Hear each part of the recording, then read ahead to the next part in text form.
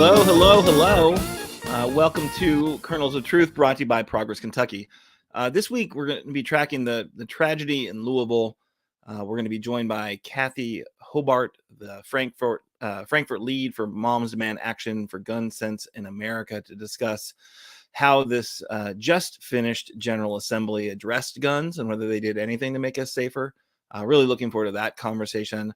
And then we're going to close with a returning guest to the campaign corner, Robert Sainte, who is in the heat of his campaign for a special election for Senate District 28, which is about, I think, 5 weeks away, maybe, and what you can do to support his efforts to add more common sense to Frankfort. The 28th district, as you might recall, is some of Fayette County, all of Clark, Montgomery, Bath, and Menifee. But first, are you ready to help turn Kentucky purple? We know, folks, that our state is deeply red.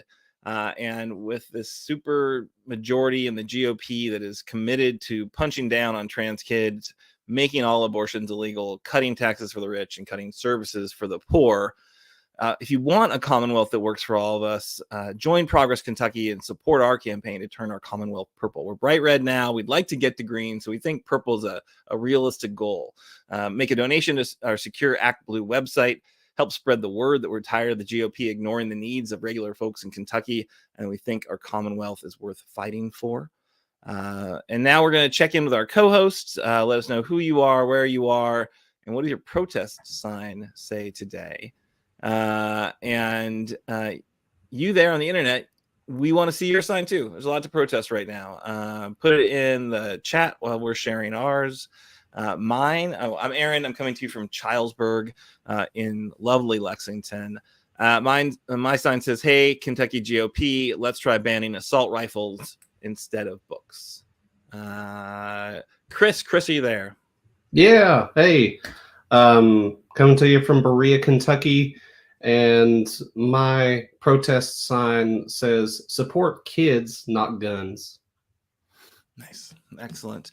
All right. So I think there's a chance we'll be joined by our third co-host in a minute or so, Kimberly Cecil Jones from Louisville, who's just kind of getting back, I think, from one of the vigils that was organized in the wake of this tragedy. And that's, I think, what we really wanted to spend a fair amount of time talking about, because this is just we're in a horrible spot, and this is I think brought into sharp relief just how inadequate the political landscape is right now in Kentucky of dealing with this in any way that is at all useful. As I mentioned, we'll talk to Cathy Hobart a bit about what this session did in terms of guns. But I don't know. The Louisville tragedy, as folks I'm sure are aware, at the Old National Bank, it was a site of a horrific act of violence on Monday morning. 6 folks, I think, ultimately killed, 5 victims murdered by the assault rifle wielding young employee, whom police killed at the scene. According to the Louisville Metro Police Department, the 5 victims are Joshua Barrick, who is 40, Deanna Eckert, who is 57, Thomas Elliott, 63, Juliana Farmer, who was 45, James Tutt, who was 64. And of course, I think what's been remarked upon was Tom Elliott, who was a senior vice president at the bank. He was a close friend of both Governors Beshear. He's an active Democratic Party fundraiser, a donor, someone with just a huge legacy of compassion and care for our Commonwealth. Who when the governor was describing the situation, was clearly very emotional about the kind of the personal ties to that tragedy. The murderer is 25-year-old Connor Sturgeon, who live streamed his horrible acts on Instagram. He was an employee of the bank. The AR-style assault weapon was purchased legally, and it was the 146th mass shooting this year, according to the Gun Violence Archive. And yes, there have only been 102 days so far this year, so that's more than 1.4 mass shootings per day, which is just disgusting. Some points that I would like to just address in the kind of our initial response to this, I think we've seen very strong leadership from Mayor Craig Greenberg, who himself is a survivor of an assassination attempt. He headed a press conference calling for the Kentucky legislature to allow Louisville to increase gun safety rules within its own borders. There was a press conference with that press conference was with Congressman Morgan McGarvey, and also comments from the University of Louisville health chief medical officer. Let me say that one more time. The University of Louisville Health Chief Medical Officer, Dr. Jason Smith, who, if you haven't seen it, it's been going around, just very, very powerfully called on more action to help give, doctors the tools to help, survive this onslaught of casualties. And if you, like I, turn to Twitter to kind of find out breaking news and developments of the shooting story throughout the day, you had a front row seat to quite a dumpster fire of misinformation and bad takes. So someone took the gun grooming Manson family photo of Representative Thomas Massey's clan holding a ton of guns and said that was our governor. So that was sad to see. Someone also shared that picture and got the name right and the office, but said that Thomas Massey represents Louisville. And while the gerrymandered 4th district gets kind of close, he certainly does not represent our proudly Democratic blue dot, one of our two or so. I also saw a lot of folks piling on Governor Beshear for kind of offering prayers and not rushing into the policy conversation. Well, he's grieving his friend and faced with a GOP supermajority that would rather close a library than a shooting range. A lot of folks blaming him for allowing the legislature to pass so many horrible and dangerous gun laws, the permitless carry, this session's gun sanctuary state. Again, we'll discuss the policy specifics a bit later with Cathy from Moms Demand Action. But I really found all that venom to be really incredibly unfair and misplaced. And I don't know, that's, kind of my initial thoughts on some of this. Chris, what's going through your head as you watch the coverage of this and the disaster itself and the fallout of it all? Just, being frustrated that knowing that nothing from our government, from state government is really going to happen, considering we have such a large majority of GOP folks in Congress, because they would certainly not go along with anything that Andy wanted to try to get done and push through. Also, Kentucky is a sanctuary state for the Second Amendment. So they've gone so far as doing that. So even if the federal government passed, stricter gun laws, then supposedly Kentucky wouldn't abide by the federal government, and adhere to those laws, supposedly with this sanctuary status. I think it is just disgusting to see that this continues to happen over and over and over, and there is a very simple solution to stop this, but it's not happening. This isn't complicated in terms of what to do, really. I mean, certainly we can discuss, some shades of gray, but, assault weapons are definitely an issue. People getting guns quickly without training, without really, extensive background checks. That's a problem. You see, I've started to see stories increasingly so of kids getting a hold of guns and accidentally hurting each other because they're just, like, oh, what's this toy, playing around with it, or, they know what it does, but they're still playing with it because they're kids and they don't, really understand the consequences that come along with something like that. So, if for the folks out there that are very pro Second Amendment, I understand not wanting your guns taken away, but we also need to keep guns out of people's hands that are crazy and don't need a gun. And those could be some pretty simple policy changes that would stop a lot of this. Yeah. I think you made some really important points there. The sanctuary one, obviously, that is insane. And, Nate, I think our producer has got a great comment there, as if guns were in danger or an oppressed minority.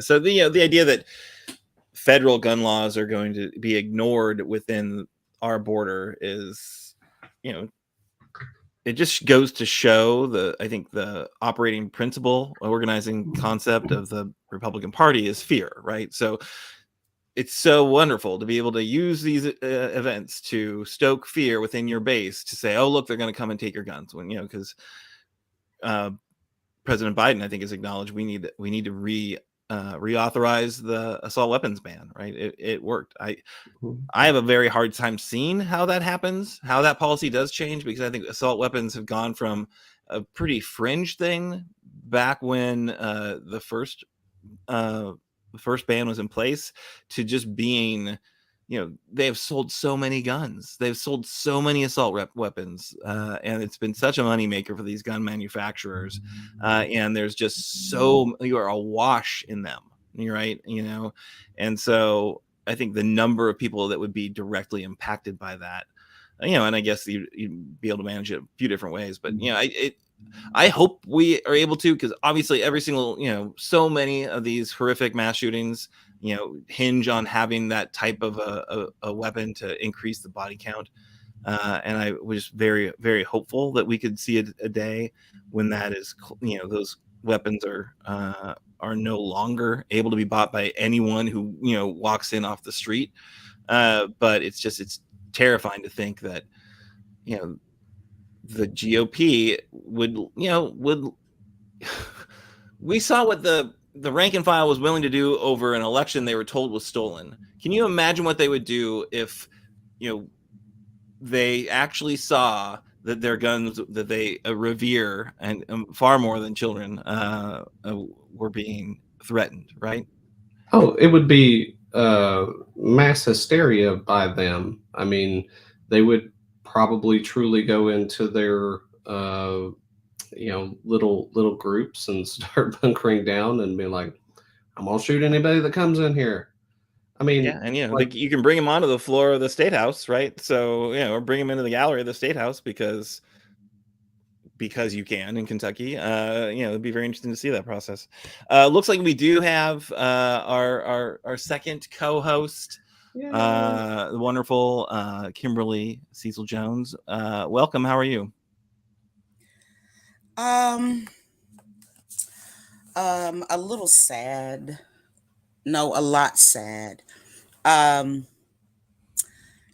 Just came from a vigil for the victims of the horrific mass shooting on Monday here in Louisville.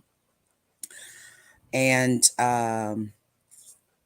just a little sad right now, I'd say. I knew one of the victims very, very well. And Aaron, I just want to say thank you so much for reaching out to me. Annabelle reached out to me, and you guys were concerned to make sure that I was okay. Thank God I was on the other side of town. But Mr. Elliott just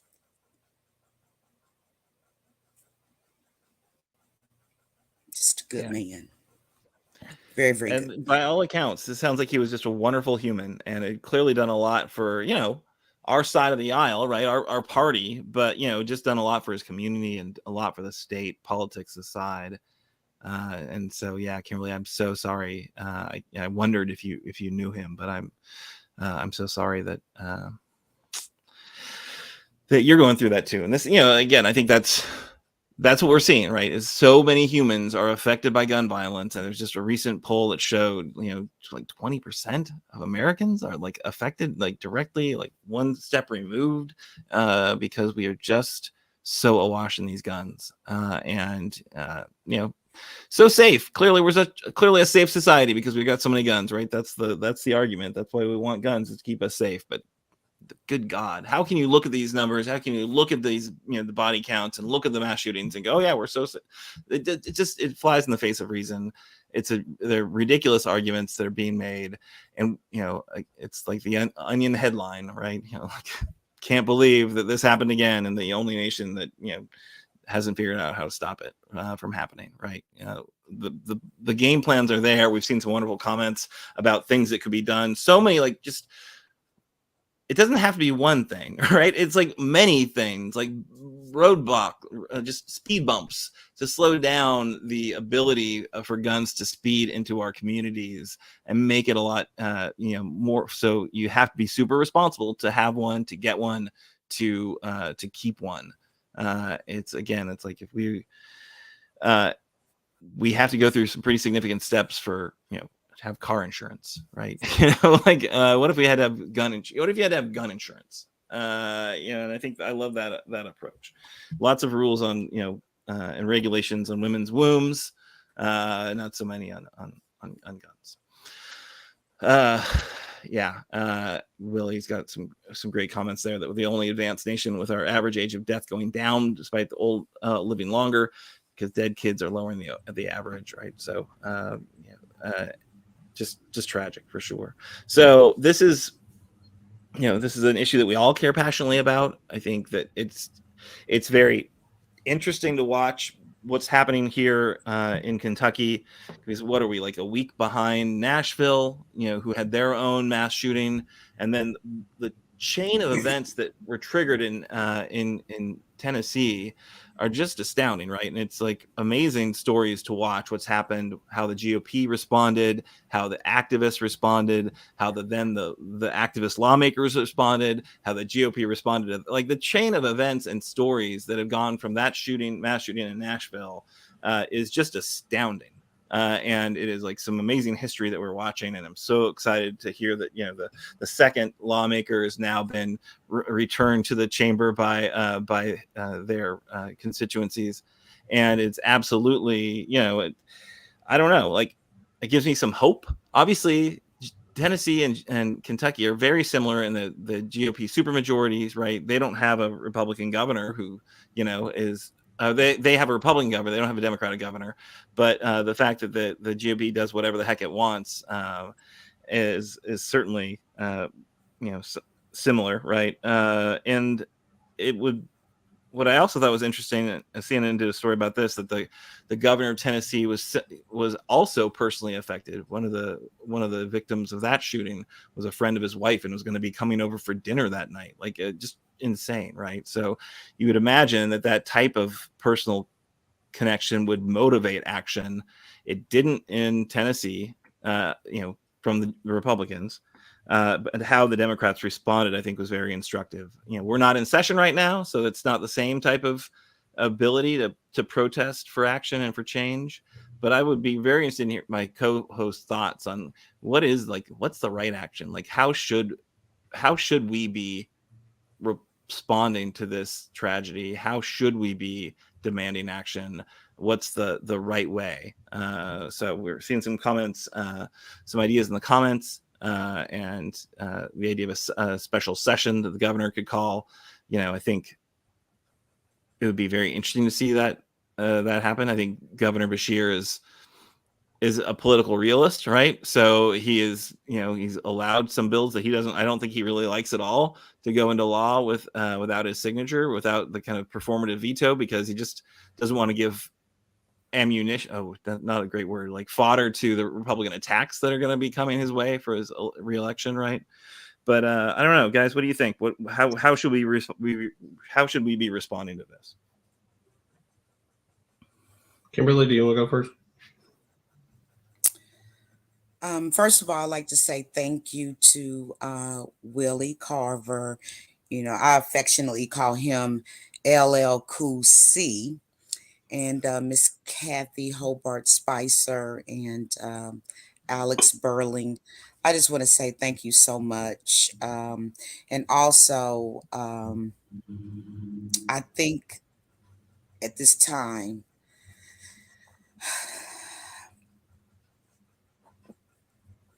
I knew Mr. Elliott very, very well. And also another woman that was killed, Juliana Farmer. I knew her very well, but I knew Mr. Elliott, Thomas Elliott, for many, many, many years. You know, he had been a mentor to so many people, including myself. Just an example, and and Juliana. Yeah, it's something on my Facebook where it was during when we were about to vote, and it was about, she was like in this housewife garb or whatever, and you know, and she was just cool people, very, very cool people. But you know what, this is an opportunity to get on the right side of history, um, with the legislation that will stop senseless killings like this. I don't know if this was something that could have been avoided, but it's happening too often. And I remember in the 80s, I think I was like, you know, teenage years. Um, and there was a mass shooting here in Louisville at the Standard Grevere. And the Standard Grevere was adjacent to our newspaper here, the Courier Journal. And they did the printing on that side. And this individual had some mental illness situations, and he was on Prozac, and he killed a lot of people that day. Um, and we didn't do anything at that time. The only thing that happened is even people that didn't live in Louisville at that time started making like little, you know, things like, oh, you must be on Prozac. Do you all remember that? When everybody was like, oh, you must be on Prozac. Do you all remember that? Yeah, I Yes. remember that. Yeah, I do. I did not realize there was any link to that shooting. That's Yeah, something. it came from the mass shooting at the Standard Revere. Nothing was done about that then, and this is happening everywhere.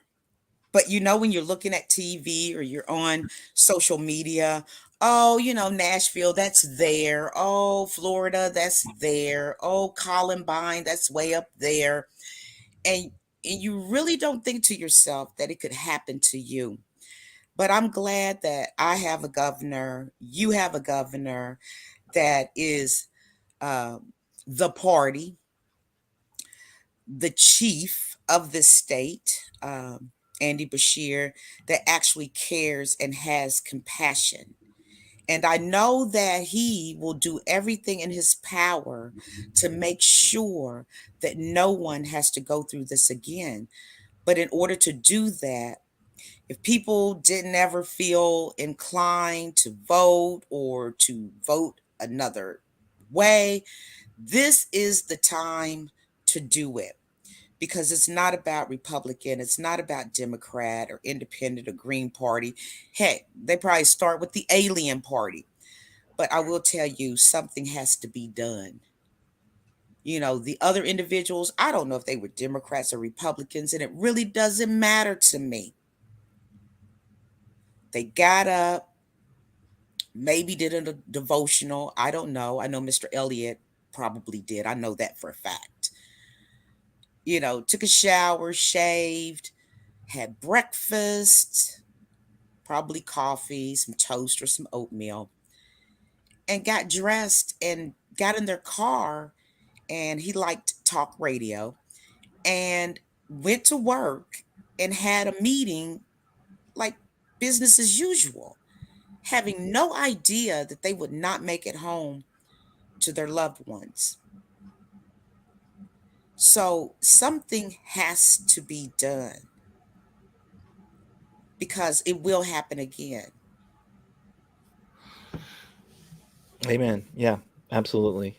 Uh, Chris, any thoughts you want to share about kind of the right actions or some actions or positive Yes. steps we should be taking right now? Talking about it could be, it could happen anywhere. Just a few nights ago here in Berea, someone was on Berea College's campus at 3 something in the morning popping off a gun. No one was injured or wounded or anything, but could have happened. I mean, they were there, they had a gun, evidently. Yeah, I don't know the entire story there of what that person's intentions were. It was reported that there was no ill intent. I don't understand how someone has a gun, starts shooting it on a college campus, without some intention somewhere. Those don't, it's weird to think about. But we know statistically that there, I think I've mentioned this before in the podcast that we know that lobbying works. That is the only thing that changes legislation to get passed in any meaningful way, and it's not the public's opinion. So I guess we just get together and put what money we can scrounge up together, and hire some lobbyists to go in there and do what they do best to try to get some laws passed. The protesting is a wonderful display. It definitely helps get out the frustration and anger. I've done my fair share of that, and so I guess my comment is, we know lobbying works, so let's put some effort behind that. Well, that is an interesting take. I think it's a great transition to bring on our guest, our first guest of the evening, who has spent a lot of time lobbying in Frankfort and paying attention to what's going on. So Cathy Hobart is the Frankfort lead for Moms Demand Action for Gun Sense in America. Longtime viewers of this show will know that she's been on a couple of times. She's kind of our go-to on this front for sure. And as this story was developing, I knew that we needed to check in with Cathy and just see kind of where her head is on terms of what can be done in Kentucky. So Cathy, thank you so much for joining us. Well, thanks, Aaron, for inviting me, and Kimberly, I just want to express my deep condolences for your loss. I was at the rally too, and it's heartbreaking that this just keeps happening over and over again.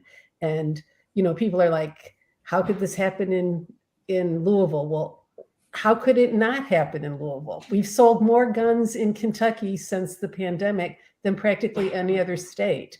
And we know that the problem is the more guns, the more gun deaths there are going to be, and the more likely that those guns are going to end up in the hands of people who have no business having those guns. And it's just, it's just tragic and frustrating. One thing I'd like to clear up a little bit is that there's some mention about people that a lot of people have, is that that there's a strong relationship between mental illness and gun violence. And that's really not true. Although there are some mentally ill people that do, get a hold of a gun and do things. Generally, those people most likely are going to kill themselves. And it's the end result of depression oftentimes. And access to a gun is a real risk factor for people that are suffering from depression. But most people that actually commit these crimes, they have never been diagnosed with a mental illness, and they know what they're doing when they go and do it, and it's not that kind of a problem. People that have diagnosed mental illnesses are more likely to be victims of gun violence than they are to be perpetrators. So that's important to think about. Although we do definitely need to have more focus on taking care of people, their emotional and their mental states, because just because you don't have a mental illness diagnosis doesn't mean that that you're all there. Cathy, we're all crazy. And Kathy, I don't know if you know this, but we are all crazy. Yeah, so right. Some of us And that's diagnosed. Everyone has bad that's- days, and if you got a bad day and you got access to an AR-15, it's like, well, Yeah, geez. that's exactly right. That's exactly right. And it's not a mental illness. It's a short temper, and a gun, and that's what we find is really the issue is the And access. I want to chat with you a little bit about the policy front, because I do know that's something you've watchdog, and I was really happy to see that that Morgan McGarvey was at the the press conference, and obviously speaking for his community and leading a kind of sensible voice in Washington D.C., the one we have, and he of course had a very sensible bill that he worked to try to pass it in Frankfort, which he was very, very careful to never call a red flag bill, but seemed to be pretty clearly a red flag bill. But had bipartisan support for it, and just didn't, and you can't find a more effective legislator than Morgan McGarvey, right? And he couldn't get things moving. So I don't. Yeah, that bill was being sponsored by Morgan and Paul Hornback, who actually was my senator I live in Shelbyville, and back in the day when I never thought I would say, when I had a sane senator, but we have Adrian Southworth now. So, but anyway, but both of them have left the Senate this year. And that bill, the Crisis Aversion and Rights Retention Bill, was yes, it was crafted very carefully to try to not offend people. That the rights they were trying to retain was people's rights to a gun, not people's right to life. Although that was the ulterior motive was to actually save people's lives. But how they were crafting it was that, well, this will prevent somebody from committing a crime with their gun and then losing their gun rights for the rest of their life, because now they've committed a felony with their gun. And of course, felons cannot legally own guns. So, but it hasn't taken off. We heard, so we've heard that the people that are supposedly working on this legislation, one of them is probably going to be leaving at the end of the next session. So it's, and it's questionable what's going to happen with that. But that would be a very effective piece of legislation. And to just give you, to sort of summarize it, it would be a bill, if it went into law, it would give law enforcement a mechanism for taking guns from people who are known to be dangerous to themselves or to others. And it would be you would be temporarily removing the guns from that person. And it would be the kind of law that may have been able to stop Monday's shooting, because there is reports, and I don't know how true they are, that this young man telescoped, and usually there are warning signs that he told a friend that he was planning to do this. And he bought a gun last week. He bought that gun on April 4th. And, so he was already getting ready to carry out his plan. And it's possible that gun could have been removed from that young man before he had the chance to go in and shoot people up. As it stands right now in Kentucky, oftentimes if you call the police and say, hey, I think my dad is suicidal, I can't get the guns away from him, what could you do? And the police say, well, it's his right to kill himself if he wants to, but with this kind of a law, we could actually have somebody intervene and get those guns away. So that would be a good law that we could have. Another piece of legislation that went nowhere this year that would have been good legislation was sponsored by Cathy Hobart to get a violence prevention office for the state of Kentucky. It would have been part of the Department of Family and Health, I think, or what, I don't know all the department names, but it would have been under that, under one of the departments, one of the cabinets. And the money is available from the law, the federal law that was passed last summer.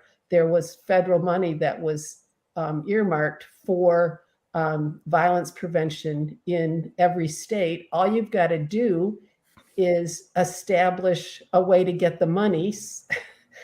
And they didn't want it. They didn't even want to even talk about it. They wanted to talk about drag shows and kids, not getting the health care that they need. That was what they wanted to talk about all session. And and actually helping people was not a high priority. But I'm hopeful that legislation is going to be brought back up again. Keturah is still there, and when we talked, we were in the Capitol for our advocacy day in February, and I talked to a couple of Republican senators that seemed to be interested in that legislation because it didn't actually focus on guns. It didn't have the name gun in it. It was like violence prevention, and the money was available. So, I don't know how long the money is going to be there, but it's something that I think we're going to try to pursue for next term, and hopefully that would go through. And that office, the Office of Violence Prevention, one thing it would do would be to help collect statistics so that we know exactly where the problems are.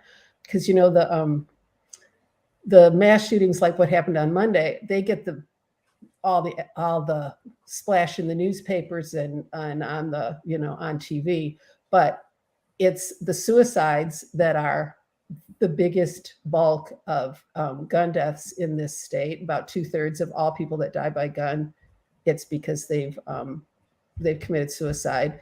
And then the next biggest chunk is the street crime, the homicide, the revenge killings, the domestic violence, the family disputes where there's a gun sitting on the table and two drunk brothers arguing, and the next thing you've got one dead brother, maybe two dead brothers. It's that sort of thing that happens, and those are the kinds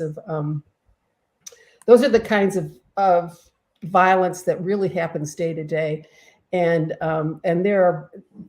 some of that money could be used to go towards grassroots organizations working on the ground who are working with those people that are at risk, and really trying to interrupt violence interrupters, and that are really trying to interrupt those kinds of situations, and help get a handle on that. So there are things that can be done, and we're hopeful that our legislature will come to see that this isn't poison.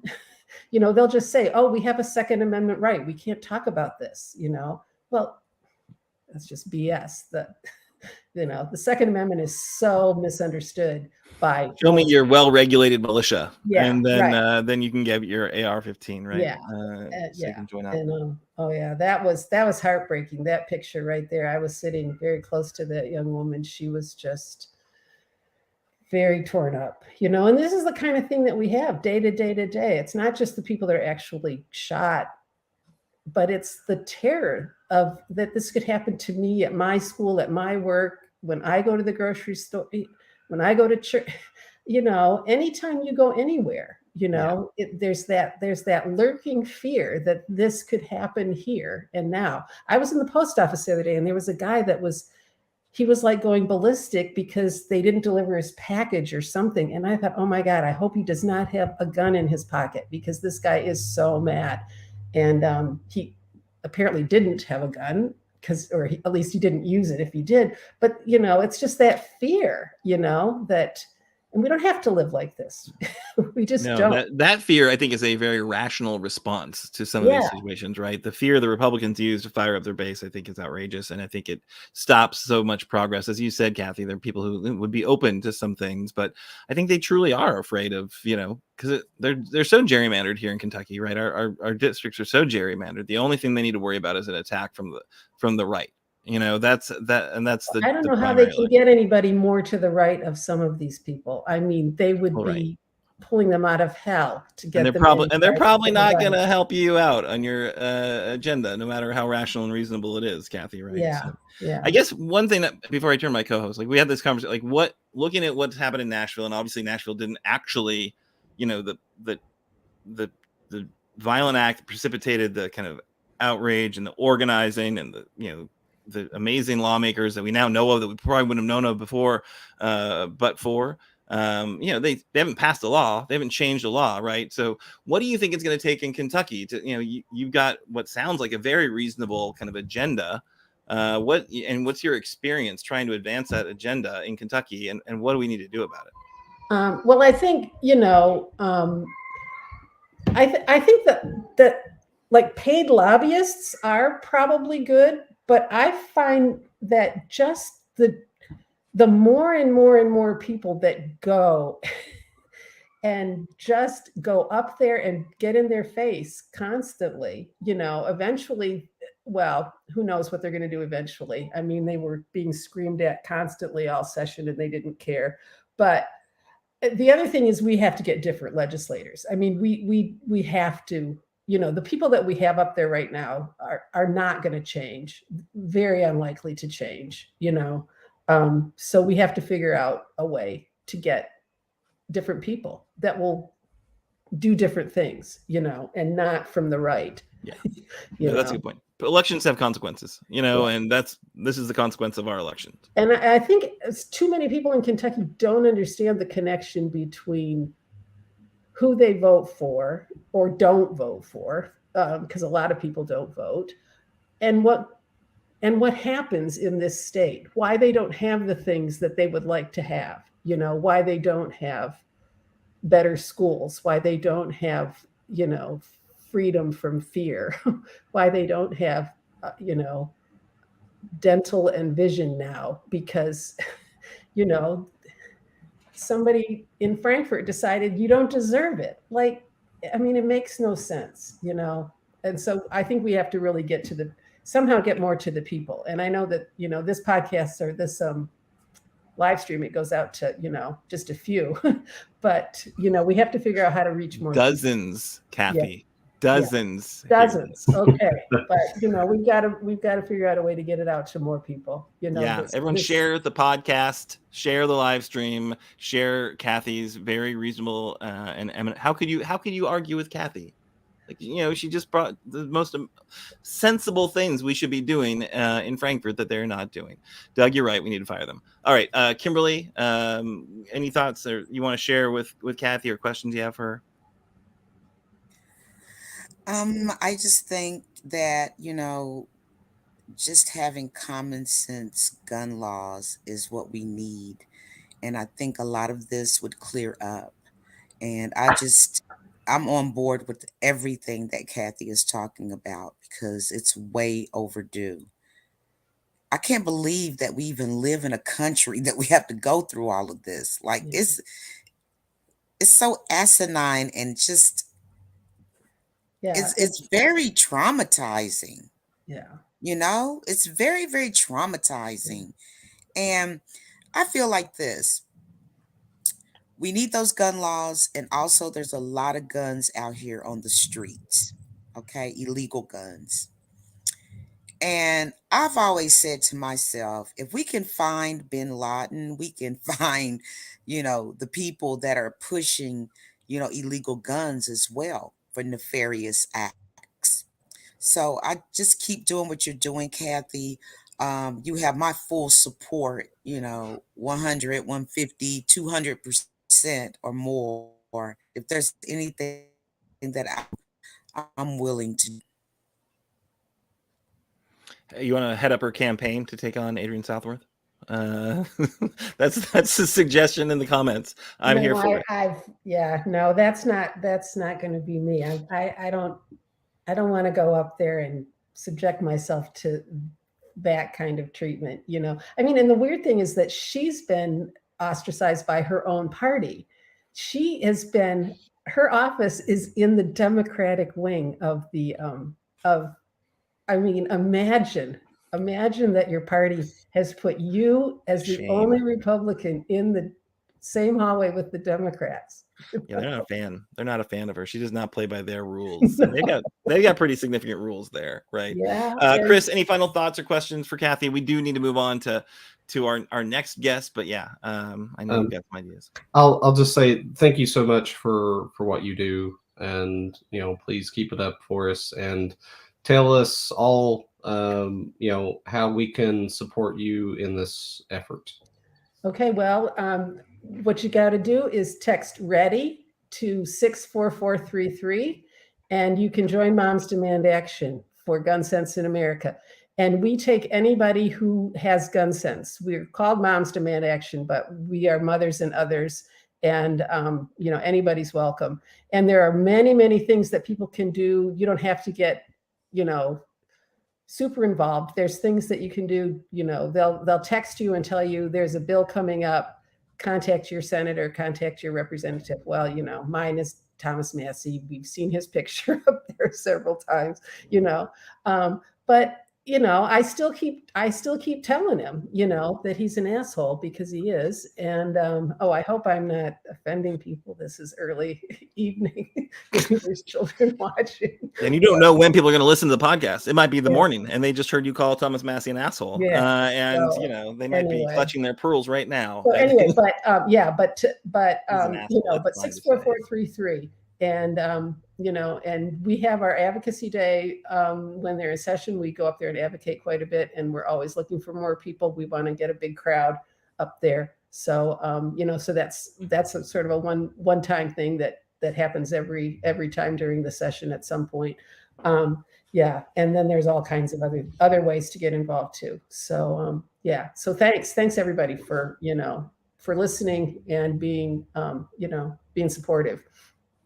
Well, thanks again. Always a pleasure to have you on and to chat with you. And so now we're going to move on, because as we just heard, number one thing to do to get better laws is to get better legislators. And I humbly submit to you, Robert Sainte, as somebody who is running to be a better representative in Frankfort for the 28th district. Robert, welcome back. Thank you. Thanks for having me. Oh, of course. How is the campaign trail? How are things going there in the 28th? Well, it's pretty exciting. I want to take a minute to offer my condolences to Kimberly and thank Cathy for her inspiration. And I'm not going to tell Kimberly that my thoughts and prayers are with her, because thoughts and prayers aren't enough. We've heard enough thoughts and prayers. So God bless you, Kimberly. Thank you so much. Thank you. That means a lot. Thank you. Thank you so much. Thank you for all you do.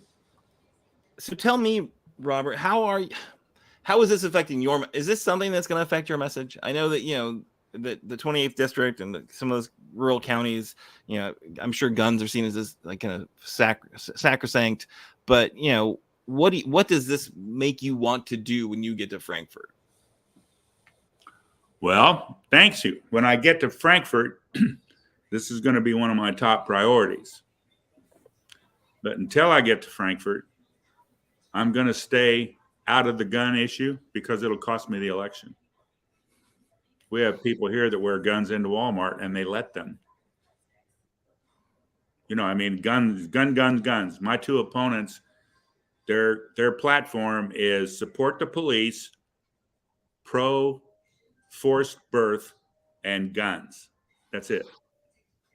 No mention about the opioid crisis or the fentanyl disaster or our veterans who are committing suicide because they don't get the proper treatment. So I guess in this expendable society that now the Republicans have decided that veterans are expendable as well. So the campaign, we're struggling. All of my Republican friends have ghosted me. The Democrat friends that I have won't take a picture with me because of their fear of reprisals. Everybody's scared to death that if they even act like they might vote for me, that it'll be the end of their life as they know it. And I guess I get that. And I guess that maybe I'm just naive to not be afraid of those people, but I'm not. And we're pounding on reproductive rights. We're pounding on better education. We're pounding on the dismissing attitude of Republicans towards all women and those poor little trans kids. They just, scorched earth. They just don't care about the repercussions of anything that they do as long as they get their money and so on and so forth. And when you point that out to people, I really think that a lot of these people, what they have in their heart and what they say with their mouth are two different things, simply because they're afraid. So we're talking to these people in a way that, elections should be a thoughtful process, and that the election coming up isn't a war between independents and Democrats and Republicans. This is a contest between three businessmen, all from Kentucky, and two of them are so far right that they can't see the center anymore. And then there's me. And we try to point out that, to think about this election, because it's so critical, with no incumbent in place and two conservatives banging it out, this is the best chance that we've had to put a Democrat in 28 in the last 4 sessions. So doing that, I'm trying to get people to understand that an election is just like any other contract, and in the private sector, hiring somebody. So using that hypothesis, if you were going to hire somebody to represent your best interests in Frankfort, knowing that I was getting a 4-year contract, no possibility of changing that, and who would you hire? It doesn't cost any more to hire me than it does to hire either one of the other two guys. So based on relevance and based on productivity, who would you hire? And they blink a couple of times. Well, I'd hire you. Well, then vote for me. But, and I also tell them, nobody but you and God's going to know which circle you filled in. So go to the primary with your Republican husband and his Republican family and vote the Republican primary ballot. And then that little ballot that they give you that's got 3 names on it, darken my circle. Nobody will ever know. So that actually got some traction. I went to a couple of events last Saturday, and I went to an Easter egg hunt in the Black community at Heritage Park in Winchester, and it was packed. And there's all these little munchkins running around grabbing eggs, and it was amazing, really. It was such a happy place. And in this day and time, if you go someplace and it's a happy place, it's kind of invigorating. It kind of lifts you up. And I talked to a bunch of people, and they're all mad, they're all scared, and they're afraid that if they speak out, that something bad's going to happen. And so anyway, I went to a night market at the farmers market in Clark County Saturday night, and between the Easter egg hunt and the farmers market, I talked to 123 people. And I'm targeting young women and the ages of, like 20 to 45, who are scared to death about their reproductive rights, but won't say so. And virtually all of them, and our canvassers as well, the top item on their agenda is to have their reproductive rights restored. So that resonates with these people. And the Republicans have it all wrong. They just don't get it because they have a total disconnect with their constituents. So we're playing on that. And, their policy of forced birth, what they call pro-life, is atrocious. The gambling thing, the abortion thing, those should have been referendums. And the reason that Stivers wouldn't let them be referendums is because he knew that they wouldn't pass. He would have never gotten away with getting people to vote for statewide gambling because they wouldn't. And he would have never gotten people to vote down abortion rights because they wouldn't. So, they just keep hammering away at us our way of life. Our way of life is nothing like it was early on. Like when I was a young man, Kentucky was a great place to live, and probably all of you will remember those license plates that they had that said, if you're a good person, you'll go to heaven. If you're a really good person, you'll get to stay in Kentucky. Do you remember those? I don't. Is that too far back? Okay, I'm sorry. But the point I'm trying to make is that Kentucky is one of the friendliest and one of the most giving states in the Union. It's also one of the most beautiful states in the Union. And I love it here, and I love the people here, and I'm just in this up to my neck because I have to.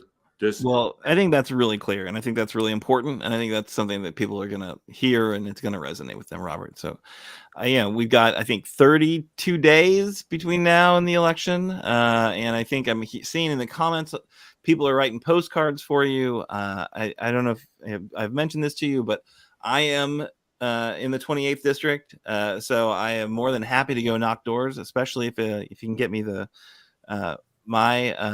my precinct. I would love to knock doors in my neighborhood for you, because I think there's a lot of folks who would be supporting you for sure. You're almost famous around here, Aaron.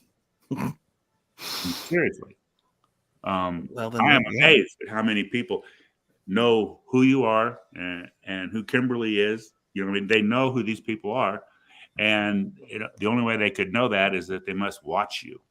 So, that's very encouraging, because they get the straight poop from you guys. And, it's not adulterated or misinformation or degradized or whatever.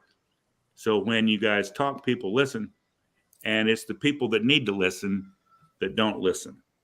So that's always been something I'm trying to figure out, is how do you get the people that need to hear what you say to listen? They just don't.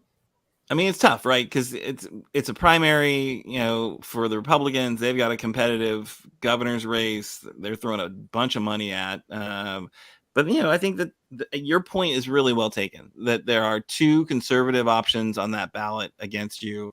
You can split the difference there, and kind of thread that needle. We need to make sure that every Democrat knows there's a reason to go to the ballot, right, and put their ballot in. Get the word out. And the two problems that I have is that even though I've lived here my whole adult life, nobody knows who I am. My last name isn't Elkins or Henderson. It's Sainte. And while it's a catchy name, it's not one that people in Clark County and Fayette County are really familiar with, because I do all my business in the South and in Tennessee. The boat companies that I provide thruster systems for, they're all, they start in Somerset, Monticello, and they head south down to Sevierville and so on there. So everybody knows me down there. Nobody knows me here. So that's a problem. And then the second problem is that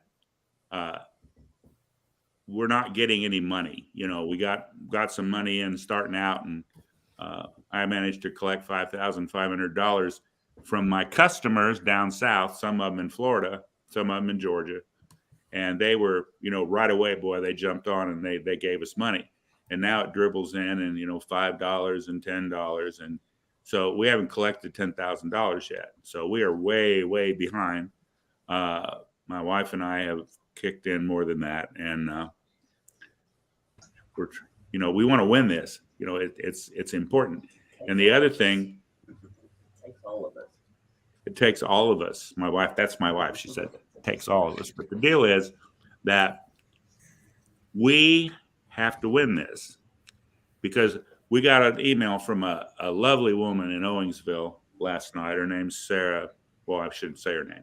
Anyway, she hopped on the chairman of the Clark County Democrats about why they can't field a good candidate and what's up with that. And she sent us this email, and she extolled all the issues of the weak Democratic Party, and that this needs to happen and that needs to happen. And she says, "You're my kind of candidate, and if I hadn't heard it from somebody else, if I hadn't hopped on the chairman, I wouldn't even know you were running."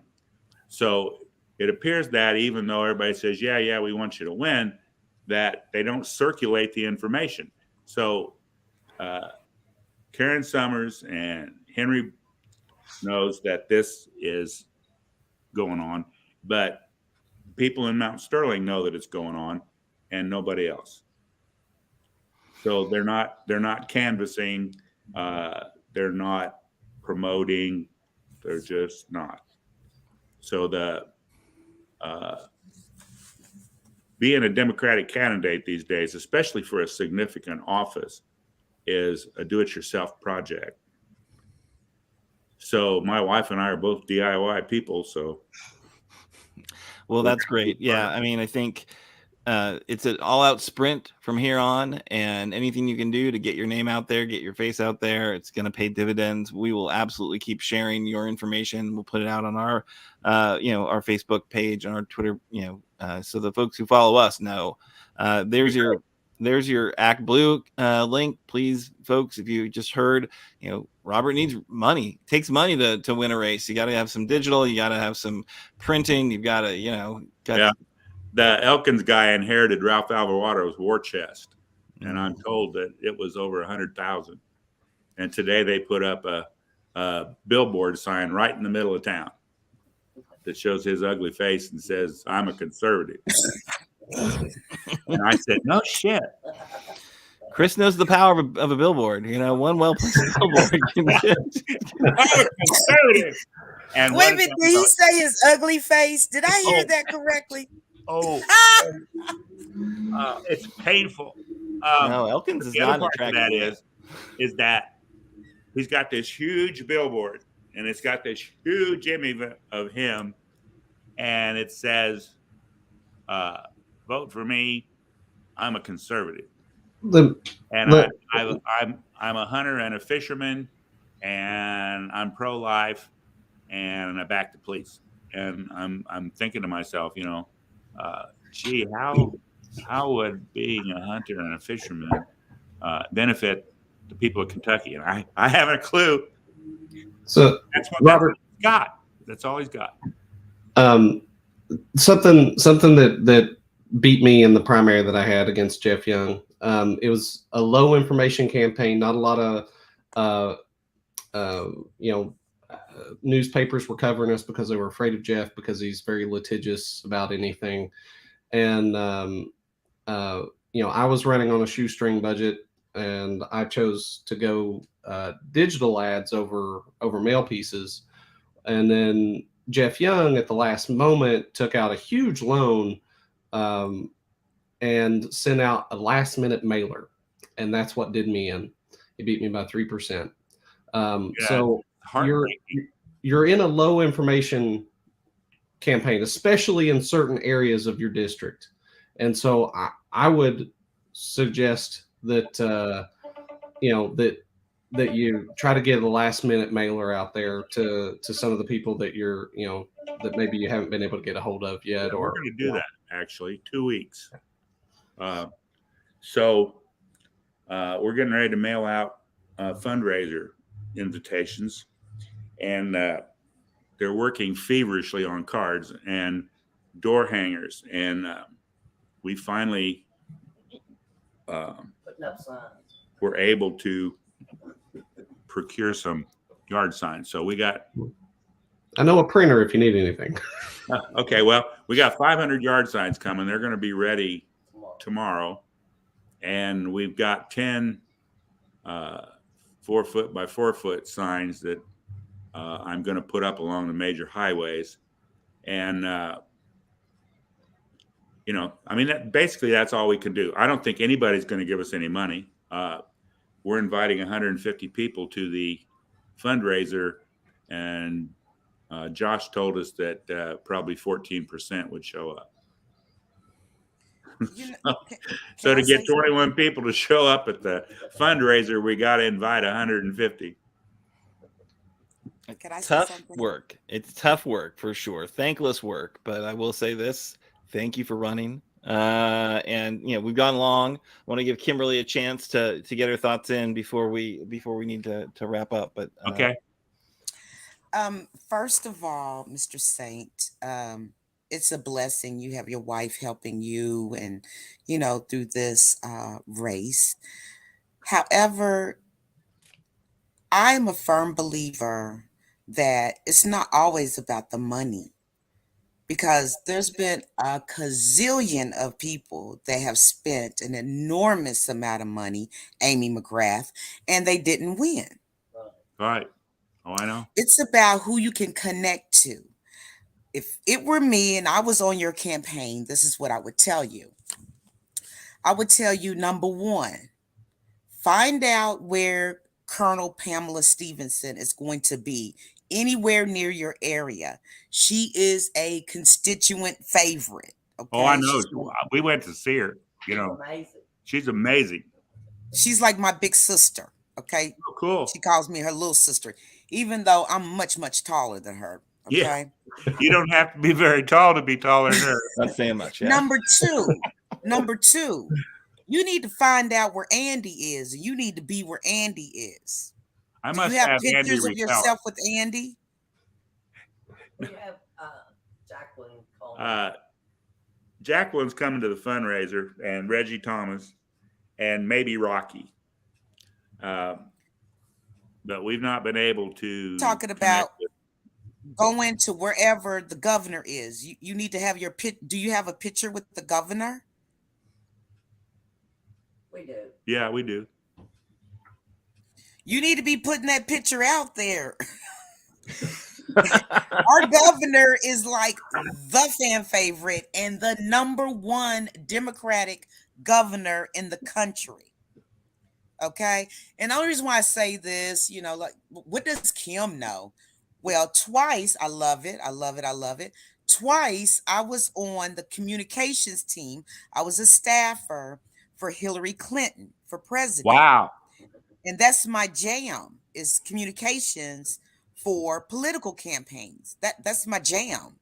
Okay. I do that in my sleep. So, instead of beating your head against the wall and saying, "Oh, people don't know me," and all of that, you got to speak what you want to happen. That's number one. Number two, you got to get connected to Andy. You got to get connected to Pam. Wherever they're going to be, that's where you need to be. Anywhere near your area. Go to their fundraisers. While you there, everybody else does it. Shake hands, kiss babies, and let them know who you are. Pictures will be taken, and they'll be all over social media, and you didn't even have to pay for it. Exactly. That's good, because we couldn't pay for it. So I'm not the least bit discouraged. And, when I was a young man, they used to say that behind every good man, there's a good woman. Well, besides this good man, not behind, is a good woman. So this is going to work. I'm not the least bit concerned. I want to thank you for all your free advice. And yeah, because I am kind of expensive. I figured that. I'm a big deal. You look like you're expensive. All the free advice you can afford, Robert. That's what we got for you. You just got to look the part. So thank you all very, very much. And thank you so much for all your hard work and the hard work you'll do. And thanks for throwing your hat in the ring. And April 20th, you can find Andy to update your picture. He'll be at a Fayette County Democratic Party fundraiser. So go on and get your photo there. And like I said, I will canvass my precinct, Robert. I promise you, I'll go knock doors in my precinct for you. Well, we have door hangers, but before you leave me, on April the 20th at 6:00, there's a candidate forum. That's probably where you should be. So I'm going to get the chance. It's on Facebook Live under the Winchester Chamber. You better call me so I can prep you, Mr. Saint. You better call me so I can prep you. send me your phone number. But anyway, the what do they really call him?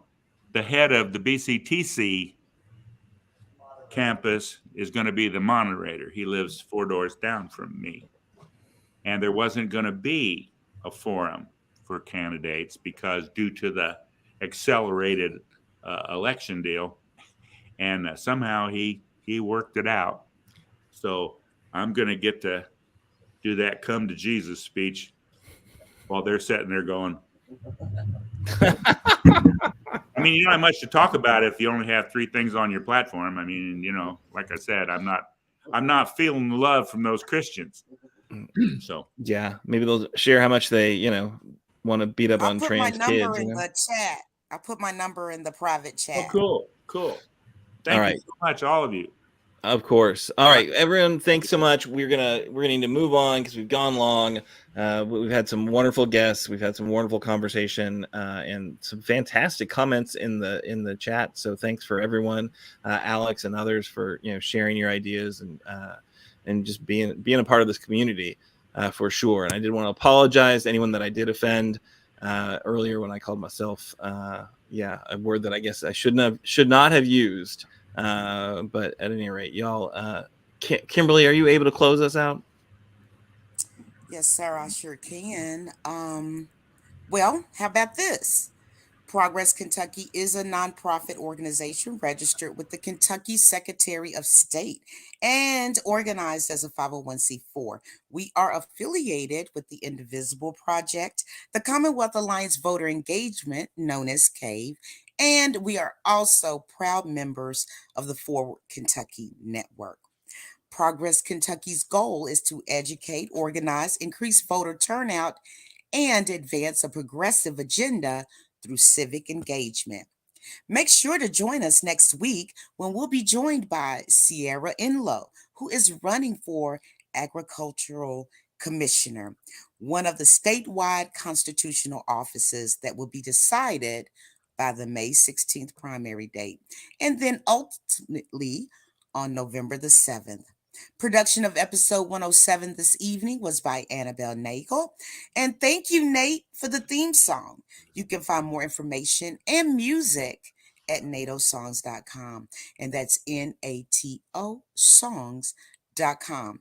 And if you miss our weekly live stream on Facebook, don't fret, my pet. You can rewatch shows and see our source links on Facebook. And if you are unable to see us, yes, you can reach us and hear us on the audio podcasts that are available on Apple, Google, Spotify, and wherever you get your podcast. Logo and some graphic content was by Couchfire Media. For more information, you can go to couchfiremedia.com. I mean, tonight, future Senator Mr. Robert Sainte, he has really lifted my spirit tonight. He said the guy was ugly. I'm going to remember that for the rest of my life. At least we know he is really honest, and we need some of that in Frankfort, most definitely. So just want to say thank you to Chris Priest tonight for being on the show. And I thank you for all of the comments and the interaction that you gave us tonight. Please make sure to share this video to all your family, your friends, and any Facebook groups that you belong to. We really appreciate it. And you know what? It's Wednesday. You made it over the hump. Yes, you did that, right? You made it. So why don't you make sure that you do something nice for somebody this week?